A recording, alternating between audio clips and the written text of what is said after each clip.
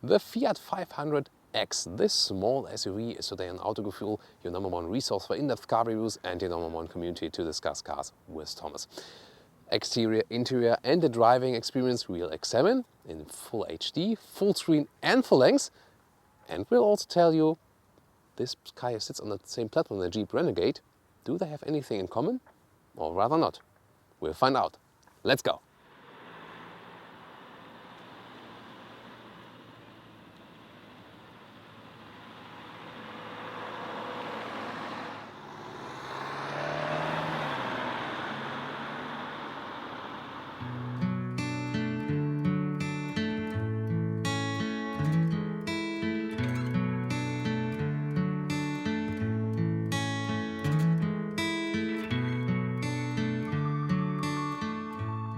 You can get this vehicle in a crossover look or in a city look. Either everything is rather painted in the vehicle color.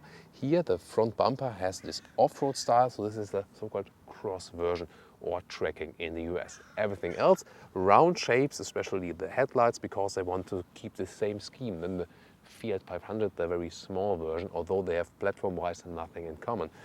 And also nice details with this 500 stamping inside the headlights and a very friendly face overall. What a great evening sunlight we have here. Enjoy that with me. 4.25 meters or 14 foot is the total length of this vehicle, or should I say short. Then we have 18-inch rims that start with 16-inch, then 17 and 18 is the maximum size here in one of the higher trim levels. This has this spider style, I like it. And also the off-road look again with the plastic fenders. The city look will also be a little bit different. The grey color is, not screaming out at all, a rather boring color, I think, overall. And what about prices? Well, this starts here in Germany about 17,000 euros, whereas Jeep Renegade is about 20,000 euros. And funny thing, because this one here and the Jeep Renegade, they're both built in Italy, they're cheaper in Europe, but in the US, it's the other way around. The Renegade is a little bit cheaper than this one, although both are still built in Italy. But maybe they want to match the other Jeep prices, something like that. Also a round layout, steep windows that will offer you more space on the inside. And the proportion is that the roof line is falling down right here, then also to imitate the normal Fiat 500 look. But here you got this integrated wing, roof rails in vehicle color. And I think the biggest problem of this car that it doesn't really know which proportion it should follow. The Jeep Renegade, for example, says, okay, I have got this square design from a Jeep still, but here I'm not quite sure if everything fits together. Or what's your opinion? One proof that I have to step up build quality wise again is, for example, here, this one, I could just, unplug it, this connection part here. Let's hope it stays in place. The predecessor, by the way, was called Fiat Sedici and was also produced together with Suzuki. Since 2014, they follow their own path here again now. And on this platform, for example, not only the Jeep Renegade, also the new Jeep Compass, which will replace the Jeep Patriot and the old Compass, also on the same platform here. So you will also see something of that in there. Here with the Fiat 500X, if we look at the rear, also very huge taillights. They have this rounded edges, on the one hand, so they're kind of combining two forms in them, and then a chrome element right here with the X logo with the 500, and the lower part again in the off-road version has a contrast which would even be a bigger contrast if we would have another brighter color, for example, a red or a blue, for example.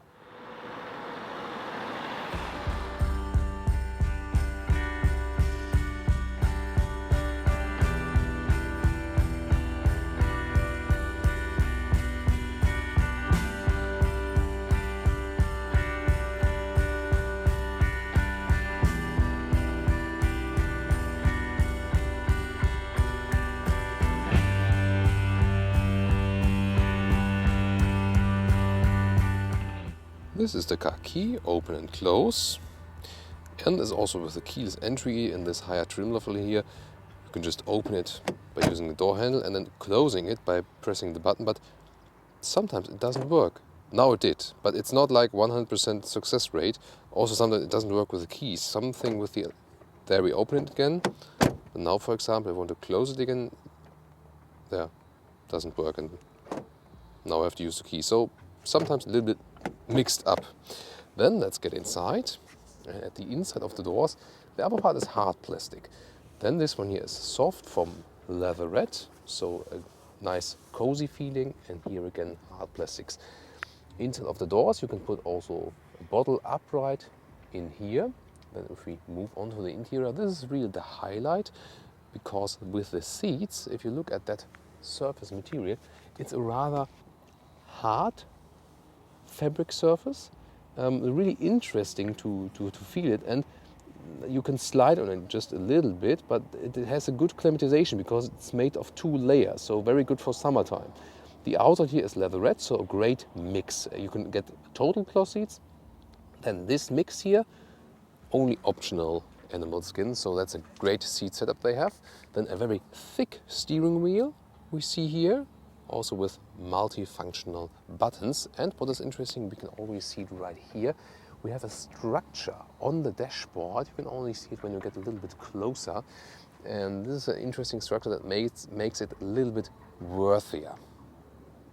And now another perspective on the seats, also with some stitching, the 500 Cinquecento, nicely done for this family. The only thing is, here the head restraints, they are a little bit hard. I would have wished if they are a little bit softer. Then seating test.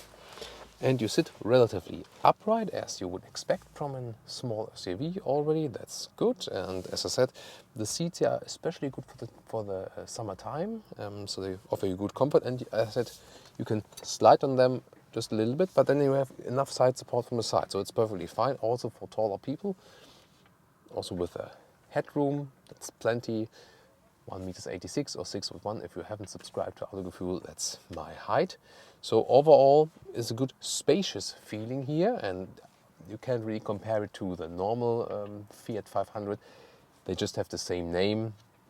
You know, they orient themselves as for the styling, but it's definitely a completely different car. And if you compare it to the Jeep Renegade, as for the space that you have, the Jeep really feels a little bit more even Jeep style. You have somehow when driving a little bit of the same feeling, but then again this one here feels more retro style, as the Fiat 500 also goes in this direction. There is an electric lumbar support right here. The other stuff here to move the seats is all manual, but you have a lot of different possibilities. This is here for the back part of the seats. This was here to pump it up and the front, and then also the steering wheel can be loosened. That's a little bit weird, the system here, but overall it does a job. Also listen to the sound here.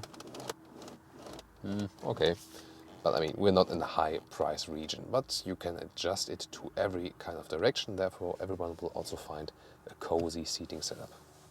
In the cockpit overview, we again see light and shadow. I've talked about the dashboard surface, which seems a little bit interesting. Then all round shapes to fit this Cinquecento round style, definitely. And then, what else do you see? This material here is a matte surface, also feels very interesting. I think it's good that they have used some different materials here. There's also a storage space right there. So the double glove box, there's a normal glove box beneath it, also slides down smoothly. More to the infotainment system soon. You know, it's not too big, but also not too small. More details about that. Then again, this very thick steering wheel that creates this SUV feeling, and I think it's even a little bit too big for the car. Shifting pedals there are as well, with this retro Fiat logo, multifunctional wheels. And the AC unit is placed way below, but you can still easily access it. That's no problem. And those big silver rings around it also makes it, you know, interesting to control. And even below that, when we have USB and heated steering wheel is even available. We also got that mounted in this very car. Very interesting. And also the automatic transmission right there. armrest, also with leatherette. And you see, you can also use leatherette everywhere, and it still looks good. Then, see, this one could be a little bit more fixed. Then there's the USB supply right there. And you can also remove this rubber pad to clean this. And this reminds me of the Jeep Renegade. This geolocation kind of stuff, topography map. Interesting. Maybe that was brought from the Jeep Renegade. Then beverage holder, and again, this is also interesting what they've used here, some brushed aluminum style and adaptive beverage holders here with those rubber pads. This one here is a drive selector. You can optimize the all-wheel drive for off-road driving, or also there's this race mode available, which turns up the RPMs and throttle input a little bit more, but usually you just leave it in a normal mode. Instruments, left side speed, right side RPM, and you can also see there's this tire pressure monitor warning, and this is a failure message, shows everything right with the tire pressure.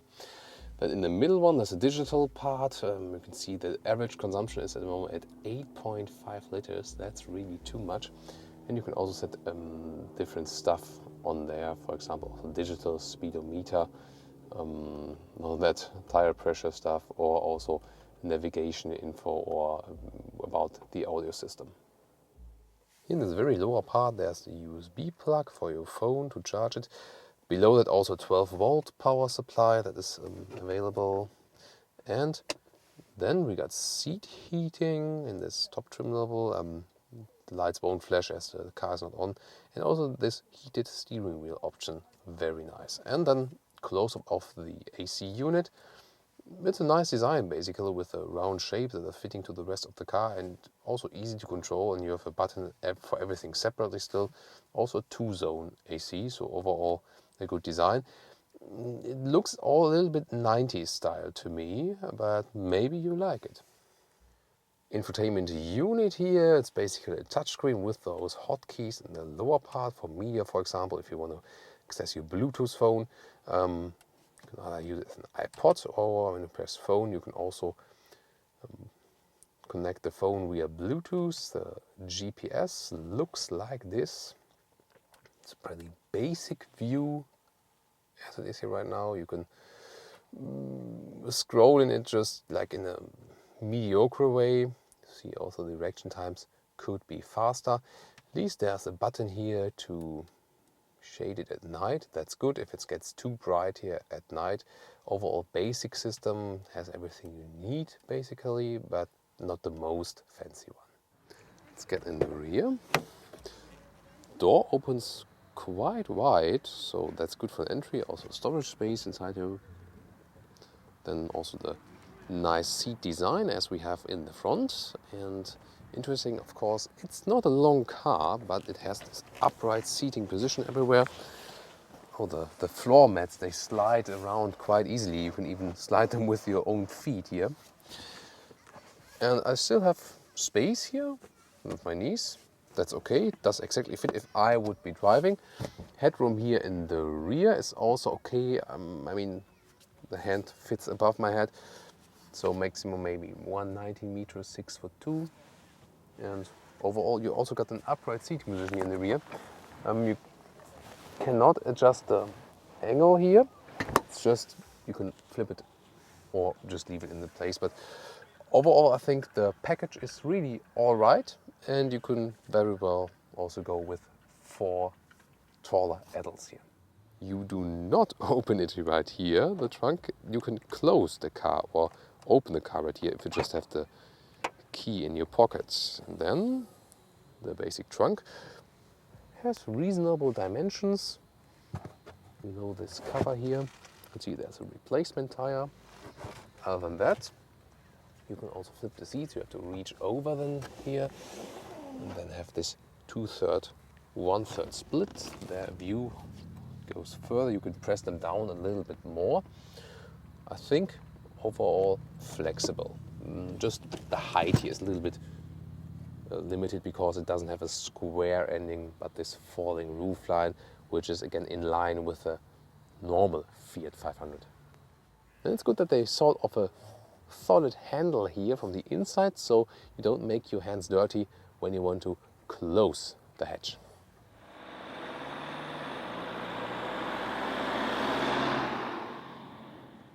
Engines. So we put that one here up right there. And this one here is the strongest diesel that is available. Multijet are always the diesels. Here 2 liter 140 horsepower with all-wheel drive.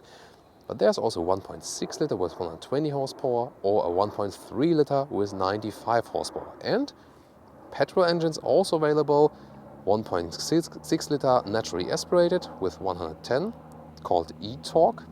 1.4 liter with 140 or 170 horsepower called multi-air, also with all-wheel drive. That's a turbo. And then in the US there's also a 2.4 liter naturally aspirated engine available with 180 horsepower.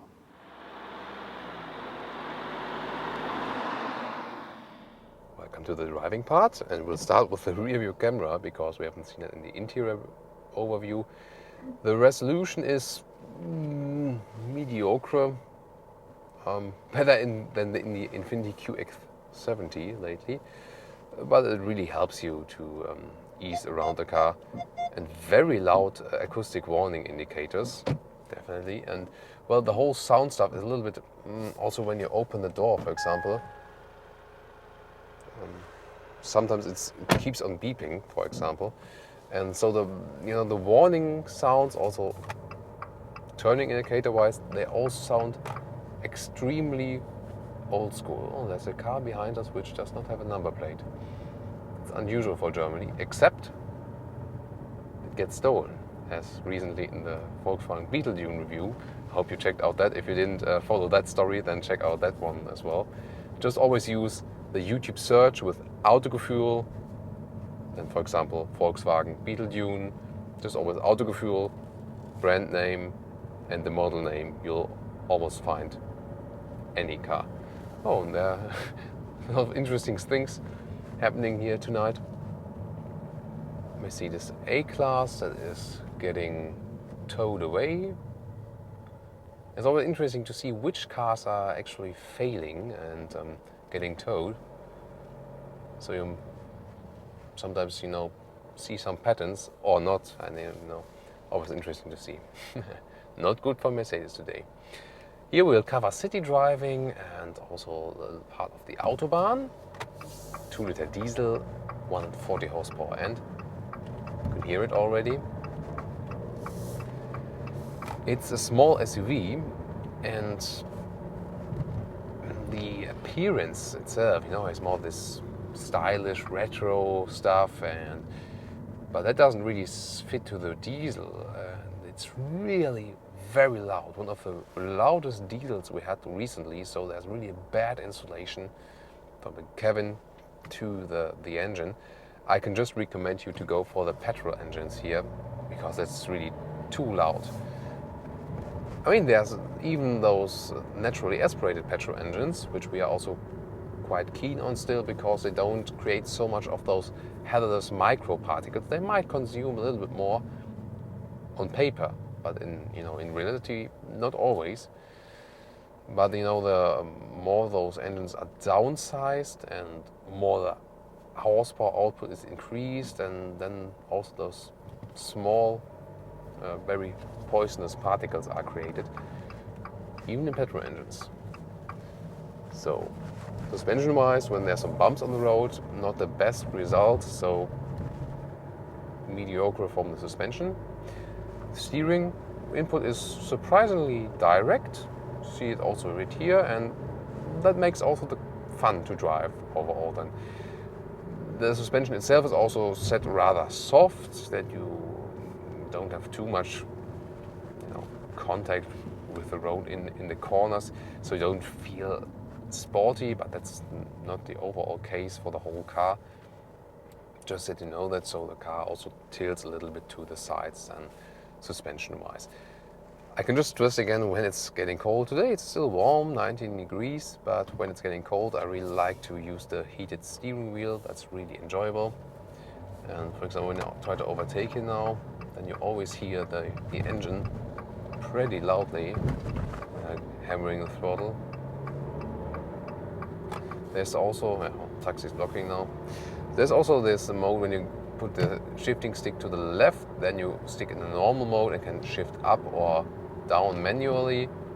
The same thing is possible here with the shifting pedals. If you, for example, going downhill for a long time, that might make sense. They don't overheat the normal brakes of the car, for example. And don't wonder again, there's still this tire pressure monitor symbol. The tire pressure is fine, I just rechecked it. This is an error message. It does sometimes happen with those systems. I had it on one Seat Leon or once as well. But yeah, the problem is you don't really know. Is it really wrong now? But if there's a sign, you just have to check it manually then, and just to be very certain. But here in this case, just an error message, so false positive, so to say. So city riding is good because we have this very nice overview to all of the sides of the car that makes the ride very comfortable. Now we go in the Autobahn against the evening sun. So just when the car is at a little higher speed and also in the higher gears, then it gets a little bit more silent engine-wise. Other than that, as soon if I, for example, shift down and turn up the RPM, yeah. So that's, I think, the biggest flaw of the car. And the third thing is, we've seen a lot of interesting surfaces here, also build quality-wise. And then if you then have this bad sound when driving, that creates the whole feeling of, it's not such a good car. So you really have to work on that. But again, it might already be better if you use the petrol engine here. In the US, I would just probably go for the 2.4 liter naturally aspirated engine. Whoa, crazy motorcycle drivers. When you see them, overtaking in the middle and with too much speed. Here in Germany, we have the saying that, some organ donors. And I say that as a motorcycle driver myself, so you just endanger yourself and also other people. Well, we are safe here with 100 on the right lane because that's also the maximum speed that is allowed at the moment. And this car will also not be used at very high speeds. It's not really suitable for that suspension-wise and also not sound installation-wise. It's still okay. You hear, of course, other motorcycles or cars passing by. It's not too bad, but again, it could really be better. Nice to see the digital speedometer in the middle. That is a very clear display. And the upright seating position in this car also accounts for, basically good ride. That's really nice to have, especially for tall people. And as I said earlier, you will have that for all 4 of the passengers, this upright seating position. Cruise control is a normal cruise control. I just set it now and doesn't keep distance or something like that, but always great to have this cruise control. And you don't have to have so much extra prices if you want some options in this car. That's good. Again, what's negative when you ride the car is the general smell, because obviously some of the petrochemical materials here are maybe not, the most allergy proof, and at least when the car is still new, you smell it. It's a strong scent of chemicals, and you do have that in some of the cars. There's also this new car scent. This is often applied on purpose behind everything, after everything. It sometimes smells good, but again, you have to think about when you smell something, there are always particles entering your system, and those artificial stuff that is put over the car scent, not really sure if that, I don't know if it's really poisonous, but oh my god. CLS, AMG, when they over-tune those cars, too big for the rims, and what the hell? The wheels are like this. Oh god. What do you think about over-tuning cars? Isn't it weird? Yeah, Michelle also thinks it's very weird. I do have to admit, I usually don't care so much about other drivers around me, but this is one car, It sounds a little bit chauvinistic, I have to admit that, but I do not feel that, you know, socially well as a male in this car. I have to admit that. I think basically maybe it's nonsense, yes, but that's just how I feel, just telling the truth right now. Of course, it's not as bad as, for example, in a classic Fiat 500, if you would maybe ride it in white or something like that. Here you got this crossover look. As soon as you get the crossover look, it's also more a little bit universal. You could say that. But you know, I'm always telling you what I feel and always being honest with you. That's for the moment also in this way. Again, what's very well also to the side mirrors have a very good overview, so that makes this riding here very secure. I like that basically. So what about some speed test and acceleration? What's the performance of this diesel? Let's shift back here a little bit that we got some more RPM, and then I can, for example, let's turn off this cruise control. So what about something like 80 to 100? That might be interesting. Oh, let's go. No? That's it. So it would be typical acceleration maybe, again on the motorway if you're going from lower speed to higher speed, for example. Stability here at higher speed, the steering wheel does change the characteristic a little bit, and again it doesn't feel sporty at all, but you get enough stability to feel secure when riding the car also on the motorway. So I mean, if you don't want to spend too much money and you need or you want to have an SUV with this SUV look and also like this retro style, then you also have enough space for your family here and don't spend too much money on a very, very big car.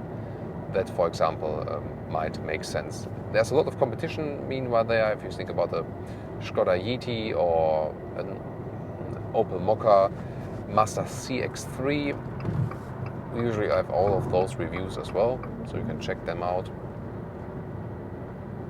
This one here, I think the most unique feature is really that we have the heated steering wheel and this retro design and some of nice styling elements. Other than that, from the riding part here, we definitely have cars which convey a better riding feeling. And maybe at a later stage, I'll really be looking forward to drive the petrol engine with this one here. So that might improve my opinion on the car, because again I can say power-wise the diesel is okay, but sound-wise really not acceptable. If you hammer the throttle, by the way, the automatic transmission basically does a good job. It's no problem. I've just experienced some very few situations where the automatic didn't 100% know what to do. I can show you that right now again. Maybe it happens, maybe not. When I accelerate here at the traffic light, and also we accelerate on the motorway again, that you can see a little bit more of the performance if you're really still interested in that diesel here. I think we also had the diesel in the Jeep Renegade. That was similar. That is also very interesting. This car does convey a similar feeling than in the Jeep Renegade. The Jeep Renegade, I think, has a little bit more space. You sit a little bit higher, as I remember it. So you have some more off-road feeling. And I think also, especially the little bit different seating position and how the middle console and the dashboard is aligned, that has more Jeep style and then also more conveys this feeling here. Let's go now a little bit faster. So it's 50 already here, for example. So, and it wasn't really hammering the throttle totally. So you see the performance of the engine is really fine, and also how the automatic shifts. The all-wheel drive we have here, there are also the smaller engines without all-wheel drive. This one here does have all-wheel drive. It's predominantly a front-wheel focus, and then if you need more torque, also more is directed to the rear wheel. For example, if I totally hammer the throttle. Another acceleration test now, 52. Let's see if we can get to 100. Let's go. Now.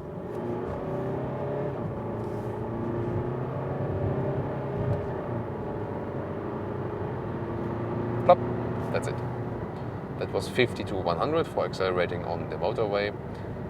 Again, performance totally fine. So, and what is again proven, those seat surfaces, they have one of the best climatization effects I have experienced so far, because I'm quite often talking about the animal skin seats, that they are so hot in summer and so cold in winter. But then again, it could also happen to you, for example, Alcantara surface also tends to get a little bit hot, not by sun or by the outside temperature, but when you sit on it for a very long time. So for the climate comfort, when you're sitting on the seat, the cloth seats in general are the best pick, even better than Alcantara then. And this one here was especially interesting because it really feels, this is like a hard surface at first time when you're just putting your hand on it. But when you're sitting on it and driving long on it, especially with clothes in between, that's really no problem. So it's not too hard then. And due to this 2-layer, you have some small cushion of air in between all the small cloth elements. Very interesting detail. And that makes overall good comfort. So even in summertime, you wouldn't sweat on that so much. So very interesting what they've done by that one. So you can also adjust the seat while driving, even though it's manual. That's no problem. And again, 6th steering wheel. That is somehow a funny feeling riding with the steering wheel. It also fits a little bit to the engine sound, because you think it's a bigger car, maybe it's a truck. So a lot of different feelings when you have this car. But what is definitely certain, that this is an interesting car. You can really talk a lot about, and that might also be something why people go for it. It's somewhat different than others.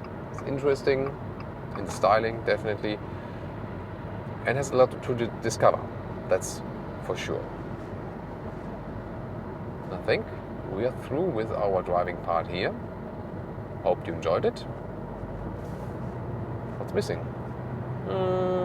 Yeah, final conclusion. Why not?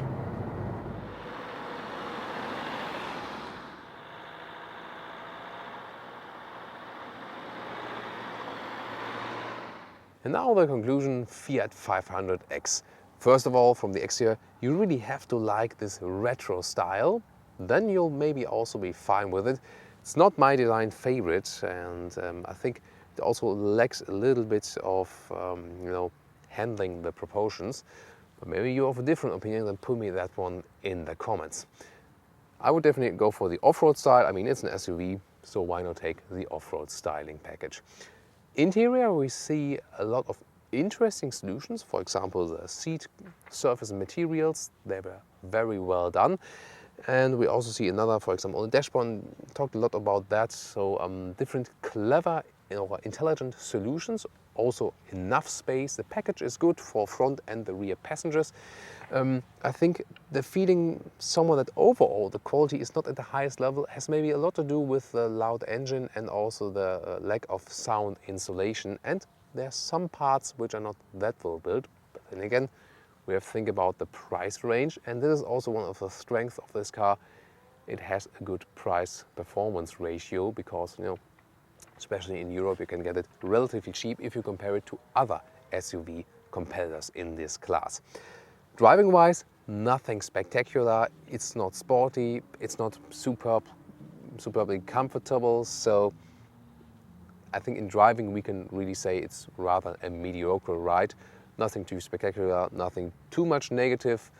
Good thing is that we had a heated steering wheel. I really like that in winter times, for example. But other than that, you cannot say so much about driving here. I think it's, again, maybe accounting for the price, that you can not expect too much in this respect. Of course, I want to hear your opinion on the different elements we have covered here today. Hope you enjoyed it.